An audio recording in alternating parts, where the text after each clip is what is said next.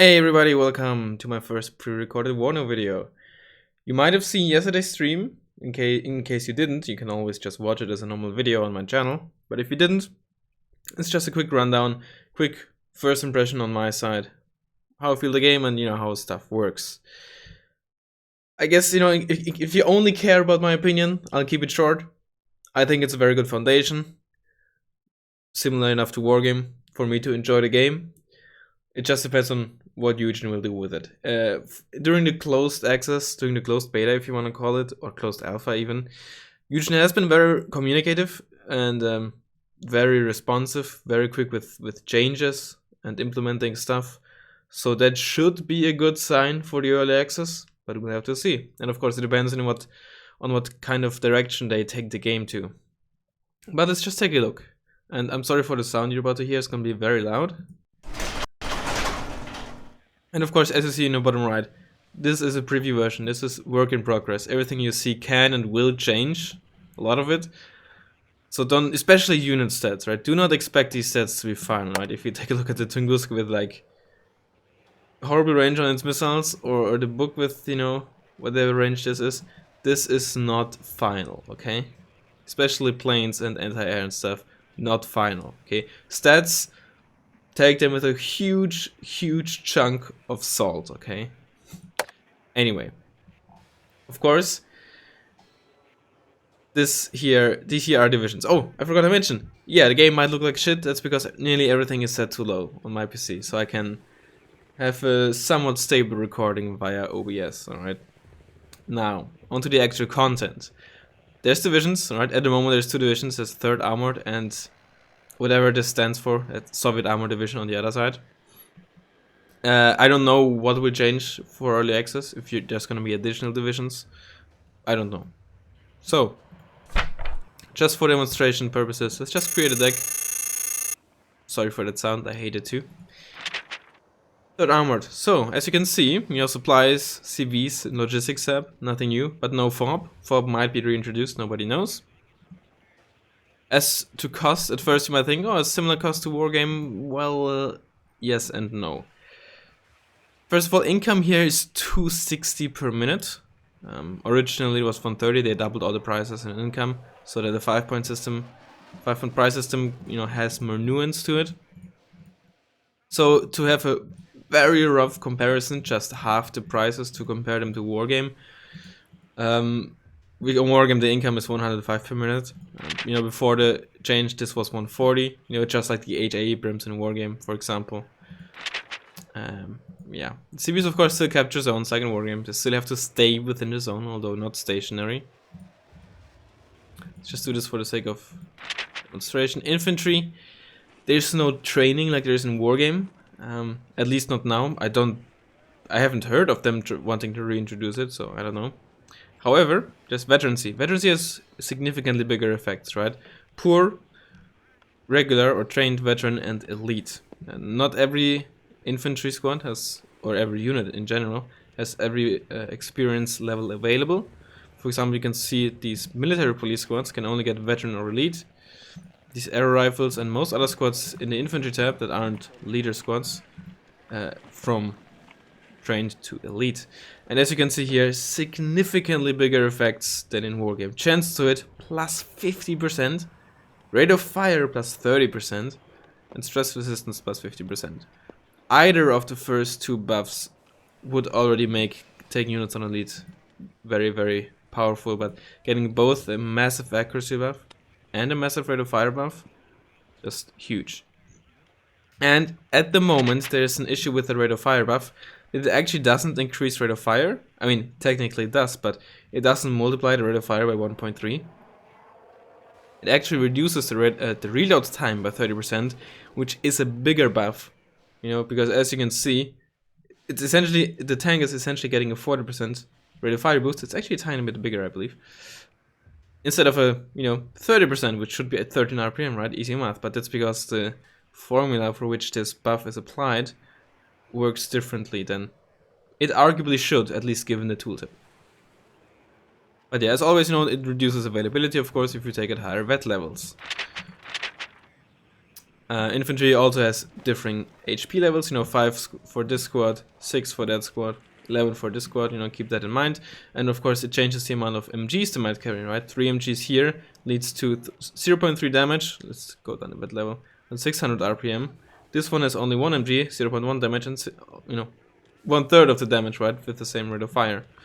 I guess it would arguably make more sense to only increase the rate of fire instead of damage, but at the end of the day it doesn't really matter. Unit cards. We have penetration and damage. This is a bit confusing. Essentially this is AP and damage is HE. Although the damage value on heat weapons or heat only weapons is of course completely irrelevant. But I assume it is displayed because of how the game calculates heat damage. It's the only way I could, you know, think of. Damage calculation is very similar to Wargame, you know, if you know tanks, or kinetic damage I should say, works AP minus armor divided by 2 plus 1. Heat worked a bit differently in Red Dragon, but now heat works the exact same. So to one-shot something with 18 AP, it needs to have 1 armor or less, you know, because at 2 armor, you need 20 AP heat to one-shot it. And 1 armor of course takes full damage. Which is a nerf to heat. In Wargame, 18 AP could one-shot anything up to 4 armor. Whether it's good or bad, who knows. But it certainly simplifies things and makes things easier to understand at least. Then you have these icons here about motion. Like, instead of having the tags that say stabilized and whatnot, you don't have them anymore. You know, you can shoot the MG on the move, but only the M16 can be fired in CQC, etc, etc. Also, infantry CVs are in the logistics app, and CVs will increase the experience of units around them. Very similar to Steel Division. No judgment on that, it's just how it is. As for per transports, if you want to select a transport, or when you want to include a unit on in your deck, you obviously select it and then click add to the battle group, but of course you can choose your transport. At the moment, comparing transports is a bit iffy, because you either have to add a unit to the deck and then click on the transport on the bottom left, or you have to click on this very thin line and then you get shown all the transports they have available. Also, these numbers seem to be a oversight, not oversight, but a result of Steel Division system? I don't know. Because I've never seen the availability of a transport make a difference. I think that's all for infantry. Artillery and AA are separated at the moment. I don't know if that will be changed back or not, but that's just how it is. Cluster MLRS, HE MLRS, sorry, vice versa of course, Mortar M109, nothing particularly special here. Tanks, at the moment ATGM vehicles are in the tank tab that I believe is getting changed back to a vehicle tab. Third Armored, being like the high-end American Armor Division, only really has access to M1A1s and M1A1HAs. So they, I suppose in real life, never had access to lower end Abrams versions or M60s, so you won't get these in the division. Which is of course, you know, not something that I like to see, because what I like about armor decks, for example, is you can take, obviously you can take all the elite tanks and stuff, all the high-end tanks, but you can also take a bunch of low-tier tanks, low-tech tanks, and due to having so many slots available, you can afford to take them on elite, thus transforming them into very efficient fire support, which you would otherwise get through other tabs, but since you're an armor division, you most of the time don't have access to those, right? So yeah, it's a bit unfortunate, but that's just how it is, how it was in real life, and that's how it'll be here. Recon tab, you can take like recon infantry without a transport. I'll show you in a second why, but you know, at this point it's just displaying the units available. And typically airplanes will have various different loadouts, right? So you have F-111s with essentially all 3 possible loadouts, I suppose, or F-111Es with the Phantoms, A-10s with either bombs or ATGMs, Wild Weasel, Phantom, ASF. I think this stuff is fairly self-explanatory. So let's just very briefly get into a game. Sorry for that sound. Just so I can briefly show you how stuff works. So I think one of the first things to note is that recon units can be deployed further up or further outside the initial deployment zone. right? So this is your deployment zone, but recon infantry or recon units that are not in transports, which is why you might want to take a recon infantry squad outside of a transport, can be deployed further for like initial skirmish and initial scouting, whether you like it or not. That's at the moment how it is helicopters as well. And it also includes the American Kiowa with the Hellfires and the Bradley, which is of course quite a dangerous unit. Of course, still, you know, I can't launch. I didn't know this stack. It's kind of funny and annoying. I have to put a CV in my zone, of course. Or, you know, a tank CV, T80 UK, you know, in the tank tab now. Does this? No. We can, of course, give deployment during orders, right?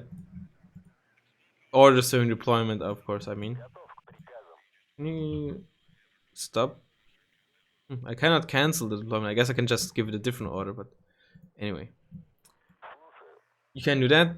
You can also, I'll show you in a second, non-IFV transports you can sell back. Right, let's unload these squads. Now you see those UAZs.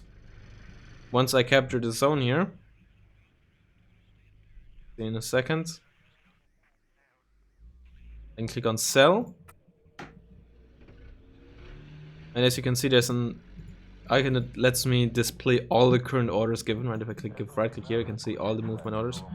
And I look at the income, bam, got the 50 points back.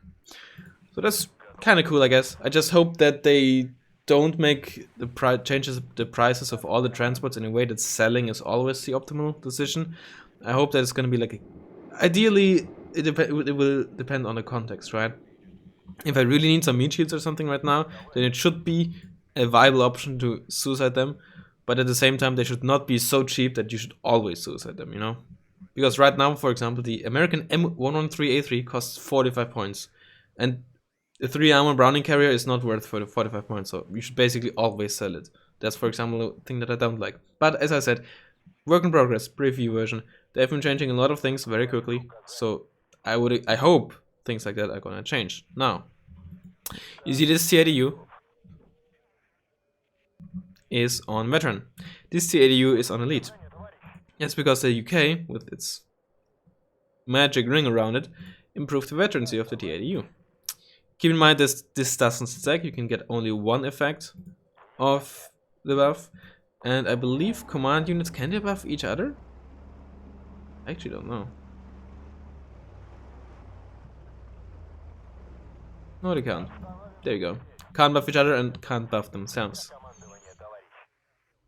Then you can see here the cohesion at the bottom, which is essentially like morale, except that this time around it tells you what it does. High cohesion, which is, you know, very fresh unit essentially. As you can see, movement speed raised by 25%. So let's lower the cohesion of this TADU.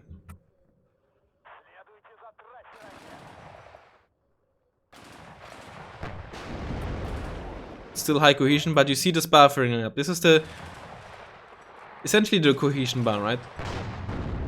Also stunned for 10 seconds. Now the cohesion is normal. You see this bar filling up. The higher the bar is, the worse the cohesion is, and over time this reduces, right? So at the moment it's normal, which means no effect.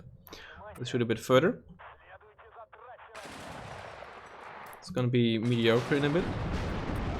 There you go, mediocre. Movement speed reduced, rate of fire reduced. And then the worst part is, of course, poor or bad. Still mediocre.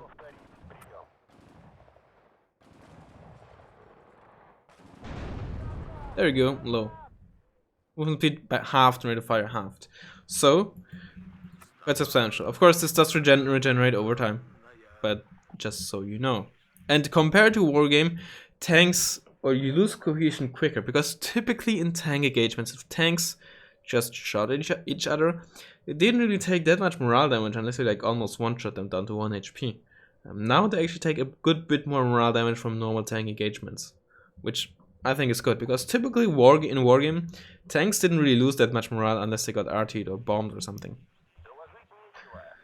Now, another thing to note, in case you didn't notice, CVs can freely move within the zone without having any effect on the capping. So that's kind of cool. And planes,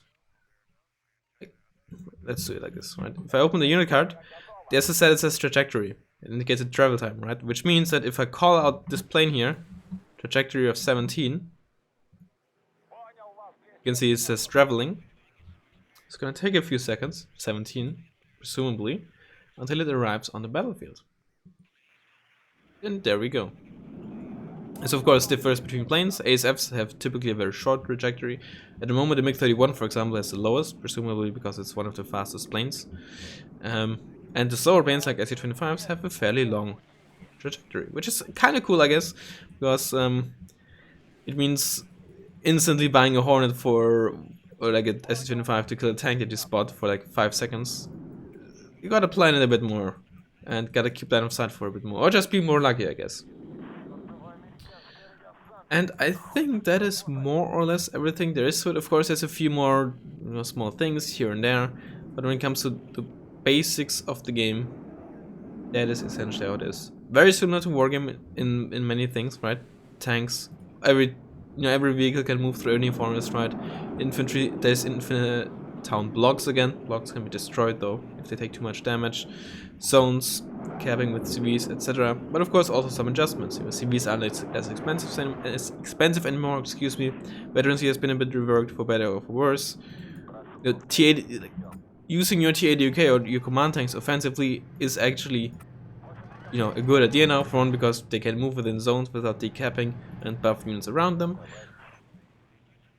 Yeah, that's basically it. Of course, the one thing or the main thing at the moment, which can't really be fixed due to real life issues, I guess if you want to call it, the divisions are not particularly diverse. Yes, this is a tank division, so I don't expect a lot of things, but the American tank division has essentially two tanks, the HA Abrams and the M1A1 Abrams. Here you have at least a T80B, T80U, T80BV, you also have a T64BV, and I think one more T80 version, unsure. Right, so you have at least some stuff here, but here you also have like only BMP-1P, BMP-2, BTR-60 for a single unit, and the USZ, right? Even the infantry is not particularly different. But that's just how it is. On the other hand, though, we will have a lot of different divisions. I think when the game launches out of early access, it's supposed to have 16, I think, when the game is done. So at least there's diversity in terms of that. But I don't think we will see a lot of different decks. Like I don't think we will see Third Armored or the Soviet Tank Division to look particularly different from one player to another. You might argue that's already the case in Wargame, but it took 8 years or something to figure out how decks are built ideally. So anyway, that's how it is. That's first impression. Again, I'm liking it. I definitely think the foundation is there. It feels to Red Dragon how European Escalation felt to me to Red Dragon. I played European Escalation after Red Dragon, or for the first time after playing Red Dragon. And it definitely felt quite a lot different to me. Maybe not to those who started with the European Escalation, but I feel like Allen Battle and Red Dragon are of course very, very, very similar. And there's a good step between those two and European Escalation, but also a good step between those two and WARNO. But like I said, it also depends on what direction Eugen is gonna take WARNO into. Are they gonna, with further patches, etc., go a bit further away? Go a bit closer or stay where they currently are? You'll have to wait and see. I'm optimistic and I definitely enjoyed this a lot more than I did with Steel Division. And even if at the end I find Red Dragon to be the better game, after almost 8 years of Red Dragon, the fatigue has really kicked in, and the fact that this is fresh, this is getting updated, it's a lot of content, makes up for a lot. But behind everything, I think the foundation is quite good. So yeah, hope you enjoyed it, hope you found it useful, and I will hopefully see you next time. Bye bye.